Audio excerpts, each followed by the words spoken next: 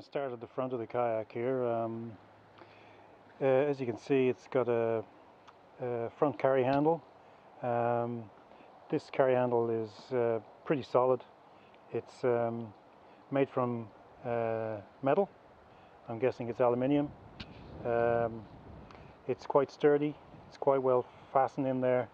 In the past, I've had carry handles that have been made from webbing type material. I've found that over time that the webbing breaks down in the sunlight and starts to tear. So I believe that this is a much better design, and I can see it lasting well into the future, hopefully. Moving back down, you can see that we've got the front hatch here. The front hatch has a rubber type lid on it, which is removable by pulling on the back end of it.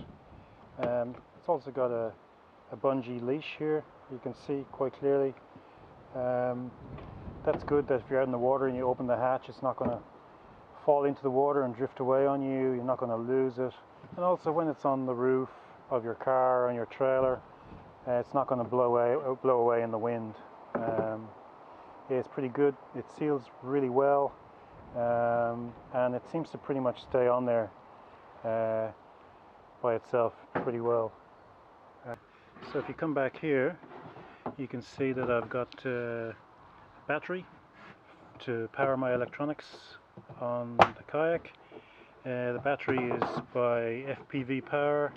It's a 12 volt 7 ampere battery, lithium. It's very light, it's very compact, and it comes with its own charger. I've been very happy with it. My fish finder draws less than 1 ampere, so this battery will last me, most of the day out on the water. The battery comes with a jack type connector. The connector itself is waterproof, and then in line with that I've put a 3 amp fuse connected to the positive wire, so if there's any shorts in the system, the fuse will blow and protect my battery and protect my electronics. I've also sealed all the connections with heat shrink, as you can see, try and keep the water out and protect it from corrosion. The battery has been fitted into a little food container. I wouldn't say it's a waterproof container, but it's certainly splash proof. I've fixed that to the deck, the inside of my kayak, using some marine silicone, which you just press, you lay some silicone down, press the container in there and put a brick on top until it dries, and that works really well. Just keeps the battery in place, stops it from sliding around inside the hull, and also gives it some protection from the elements. So you can see here also the front of the kayak, I've attached a small loop, metal loop. This is for attaching my anchor trolley to. My anchor trolley runs the length of the kayak to the rear of my seat. This is stainless steel eye bolt, and it's eye bracket, and it's bolted on with stainless steel bolts, which I've drilled through the hull, and behind I've got some nylock washers, or nylock nuts with washers. The washers are quite large, so that the load on the nuts is spread evenly on the back of the plastic, and ensures that when some pressure goes on this bracket, that it's not going to pull through the plastic. One little addition I have added to this Propel drive, which it didn't come with, is the Weed Guardian. The Weed Guardian is available online. It costs about $10. It's easily fitted. You just remove the propeller, slot it on, and put the propeller back on. The reason I put it on was, firstly, in the river you will come across weeds and rushes and twigs and things like that, which can get wrapped around your propeller drive, your propeller shaft, and you know, that costs time. You need to, you know, spend time getting that out. Sometimes it can be a real mess. Other things that can happen is your fishing line can, you know, get caught sometimes. If you run over your own fishing line and get caught in there, and that can be an absolute nightmare to try and get loose from, to free off from your propeller, especially if you've traveled forward a few meters. So the weed guard I've put on there a while back, and I found it to be very good. Does the job really well. It's easy to fit, and it's a low cost upgrade that you can do. The boat comes with some track mounts here. They're not very long, but they're, you know, there's enough length in them to be able to get a few track mounts on there and attach a few things. I find these very, very useful. They come on both sides. You can see that I've attached my fish finder here. I've attached a little catch from my rods there.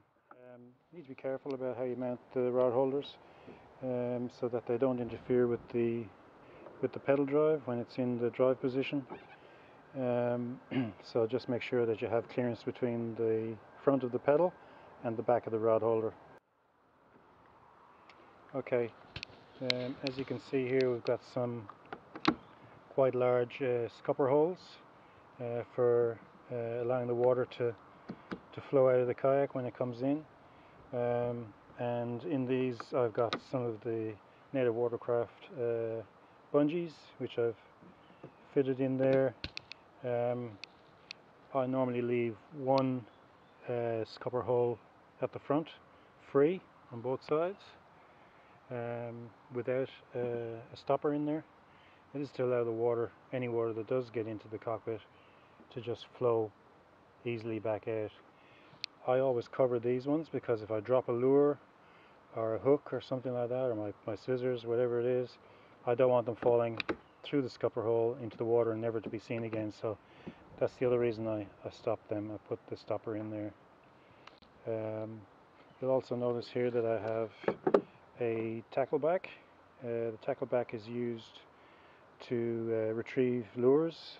The idea is that you can attach it to your fishing line of your rod. It runs down the line below the surface and runs down until it hits the lure, and then this wire bit at the front grabs the trebles of the lures, and you're able to pull it back up using the cord at the back. The cord that I use is builder's setting out cord, used for bricklaying or for setting out walls, etc. It's readily available in any DIY shop. I found it to be an excellent cheap way of attaching the tackleback, and so far I've had this on here for probably about a year and a half, and it has been excellent. It's easy to see also because it's got this luminous yellow color, and it's cheap to buy, and it's quite strong because you will put quite a bit of pressure on this cord from time to time, particularly if you're trying to pull a lure out of deep timber. So yeah, this little item costs probably about 20 bucks Australian, and it has saved me, I would say, 10 times that, just in being able to retrieve expensive lures. For my river fishing, I prefer to lay my rods horizontally along the deck. This is so that I can go through you know, heavy overgrowth like trees. I can get through weeds, etc., etc., and the rod tip is, you know, to some degree it's protected because it's kept within the confines of the hull of the kayak. Moving on to the seat. The seat is, I have to say, is one of the most comfortable seats I've had on a kayak. It's got this mesh type fabric which allows good airflow. It's got an adjustable backrest which can be adjusted using the straps here on the side. I use mine quite tilted back quite a bit. I like to be in quite a relaxed position when I'm pedaling. Works really well for me. Others may want to have it a little bit more forward or a little bit more back. This is just kind of a middle position for me, works really well. I've got good back support. I've spent you know, the full day in this seat, and previously I've had some back issues in my previous kayaks, but with this kayak and this seat I have found that it's very supportive, and I've been able to fish all day without getting any tiredness or any aches in my back. The seat as well keeps your bum dry, and it keeps you out of the water. It's excellent. I've added the native Watercraft under seat storage accessory. Really nice little add-on if you can afford it. It's not cheap, but I think it's very worthwhile. You're able to store 2 tackle boxes in there on each side, one on there, one on this side. You can also, it's got this Velcro fastener, which I'll see if I can do with one hand. There you go, one-handed. That's pretty good. You can, you know, tie them up securely. So if you do, in the event that you do capsize, you're not going to lose your tackle boxes and all those valuable lures that you've gathered for many years. Yeah, it's excellent. It's got some other pouches up here. They're a little bit narrow. You can't get very much in there. Could you probably get a scissors or, you know, your knife. I've chosen to put in my lip grips. They fit in nicely in there. Again, the lip grips are attached to the chair. It's got a loop here for attaching things to. Pretty handy. You've also got my little fleece hand towel here that I use for cleaning my hands from smelly bait, or, you know, fish when I catch them, or just being able to handle fish. Normally I can just grab them with the rag in my hand, and the fish is not going to be damaged, and I'm not going to get spines or spikes in my hands. So it works pretty well. I'll keep that in there. The seat itself can move backwards and forwards by loosening these nuts here. It slides in a track here, so depending on what size you are, if you're a tall person, you have it obviously right back to the back like I am. I'm 6'4". I have it almost right back to the very back, but I've still got some room for movement. If you're a smaller stature person, you'd probably have it almost fully forward so that you could reach the pedals. So no matter what size person you are, you're going to find a position that's comfortable for you to reach the pedals. So that's an excellent bit of an excellent design there. It's adjustable. It's also, you can take it out when you go to shore for your lunch. You can take it out of the boat and sit down on the shore and watch the world go by, sitting comfortably in your little deck chair on the shore. I've added a little backpack to the back of the chair. This doesn't come with the chair. This is something that I put on later. I've just used the straps that come with the rucksack or the backpack, just wrap them around the frame of the seat. The waist belt just comes around the back there. Doesn't interfere with my back, but keeps the bag nicely on there. This I use just to carry some extra lures, you know, extra lights. Like I have my sunscreen, which is very important here in Australia when you're out on the water. Keep yourself protected from the sun. Some extra tackle and lures. These are my soft plastics that I like to use. And also I've got my my Railblazer visibility kit light here, so if I am fishing or get caught out fishing in the evening, you know, I'll stick this up in one of the star ports here, and you know, turn it on, and that means that other boat users and other kayakers out in the water can see me, and you know, I'll stay safe on the water. So coming around to the side of the boat now, the other side of the boat, I just wanted to show you the paddle keep. It's actually quite well thought out and quite well designed. It has a bungee here for securing the shaft of the paddle here.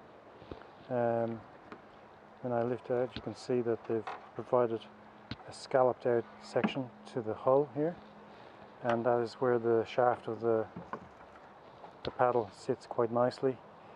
The paddle rests against the side handle, the metal side handle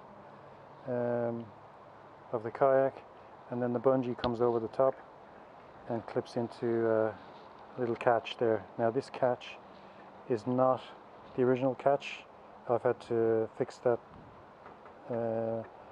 catch myself using a stainless steel self-tapper. The reason I've done that is that, as I mentioned earlier, I'm quite tall, and I run the seat of the kayak quite far back. It's almost in the most rearward position. Unfortunately, when it's in this position, you're not able to put the bungee in, clip the bungee into the hook that they've provided. So for me, as a tall user, I've had to install this extra catch here on the top of the hull, which makes it much easier for me to clip and secure the paddle into position. Coming back here behind this, you'll see that they've provided a water bottle holder. Now the water bottle holder also doubles as a rod holder, so it's quite a handy little feature that they've provided, 2-in-1. When the bottle is not in there, you can stick your rod in there when you're changing lures, and it's quite handy to get to. Behind the seat you'll also notice a little dry hatch that they've provided. Haven't had occasion to use it very much, but I would imagine it'd be handy for bait, for your keys, maybe even for your phone.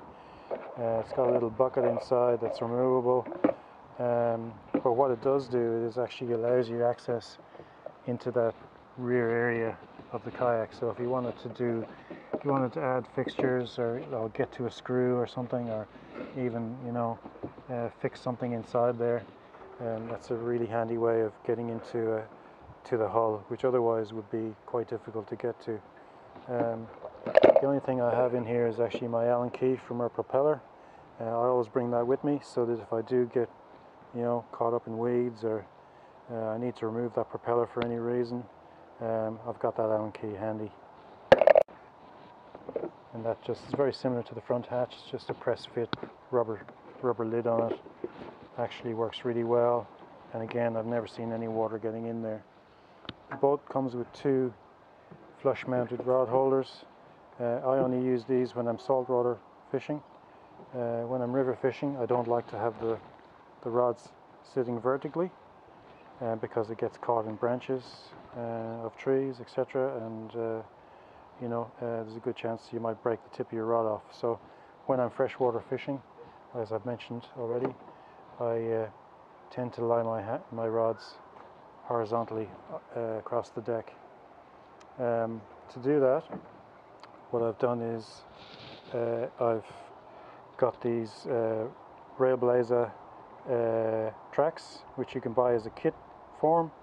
They come with stainless steel self-tappers. You can vary the length of the track that you want. This is the maximum length that you can make. You can make it half size or quarter size, depending on what use you need it for. And I've also got a little starport in there running along the track, and I've got my Railblazer rod holder in a horizontal position. Coming to the back of the kayak, you'll notice that I have my anchor set up. I use a grapple anchor. This is a 1.5 kilo grapple anchor. You just undo this thing, the grapple unfolds out, you lock it in position, and that's good to go. Attached to the anchor, I've got a bridle which runs from the bottom of the anchor to the top of the anchor, and the chain is free to move along that bridle. So if I do need to retrieve the anchor and it gets stuck, I can go upstream of the anchor, and this will run, the rope will run along the bridle, and I'm able to pull the anchor up from the rear. I've got some chain attached to the anchor line. Chain is good because it allows the anchor to actually grip better on the bottom of the sea. It just weighs down the front of the anchor a bit better and allows it to grip a bit better on the seabed. And then I'm running a paracord off of that chain through a float and onto a diver's reel. This is a diver reel by Beaver. The paracord, I reckon, is rated to about 100 kilos, maybe even more, I can't remember. I've had this for I'd say 3 or 4 years now, and the paracord is still in excellent condition. Really strong, water resistant, weather resistant. It's obviously UV resistant because it hasn't broken down at all. The reel itself is made from plastic and stainless steel fittings. It has a ratchet on it so that it doesn't free spool. When you're dropping the anchor, you have to release the ratchet and you can free spool the anchor down, and then when you're winding it up, it's on a ratchet so it doesn't unravel. The float I use so that I can, if I need to detach the anchor from the kayak quickly, I can just unhook it from the anchor trolley like so, let it off into the water. I can paddle away if I need to get out of the way of danger, if I need to get out of the way of an oncoming boat, or just need to chase a fish. I can detach it really quickly and the whole thing will float on the float, and then at a later time I can come back, pick up the float and get my reel back and then take my anchor up. Just here at the back you can see where the rudder, the native Watercraft rudder, and there is an upgrade available from Boondocks and also from Burley Pro for this rudder. Both have their pros and cons. This one I haven't really felt the necessity to upgrade because I find that the Manta Ray actually maneuvers quite well in the water, so I haven't really had any issues. Now maybe on some of the other models the maneuverability might not be so good and you would need to upgrade to get that tighter turning circle, but for me the standard rudder that comes with the kayak works really well, so I don't think I'll be doing that upgrade myself. So here we are, we have the underside of the kayak. I want to show you how I fixed my transducer to the hull. The transducer on this particular fish finder, the Elite 4X Chirp, is quite large for a kayak, I guess. So it was a little bit of a challenge to fit it into the recess provided on the kayak itself. However, I did manage to do so. I used the bracket that comes with the transducer. All of this is stainless steel, of course, all the fittings stainless steel, everything's stainless steel. So with a little bit of playing around, I had to re-drill a different hole in the bracket. I did manage to get that transducer into a position where it was protected by the hull itself, so if I do run over sand or if I run over some timber in the river, the kayak itself, the hull of the kayak itself is going to touch that timber first before the transducer gets hit. So pretty much in a nutshell, the transducer is protected. So the wire itself comes out of the front of the transducer, runs around here. I've cable tied it to the transducer itself, and it runs around in this groove which is provided on the Manta Ray. And there's a clip here as well where you can cable tie the wire onto. It runs up through a groove in the propel drive hatch, propel drive opening, and it runs in to the hull of the kayak through a hole here, which is covered by Hobie gland. So the Hobie gland kit, wiring kit.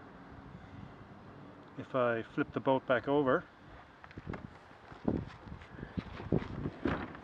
you can see that that wire comes up here into the hull, runs down on the inside, comes back around through here and pops out here. I've drilled another hole, comes back out, two wires joined together, so there's one wire coming from the battery, which is up the front here, and the other wire is coming from the transducer this way.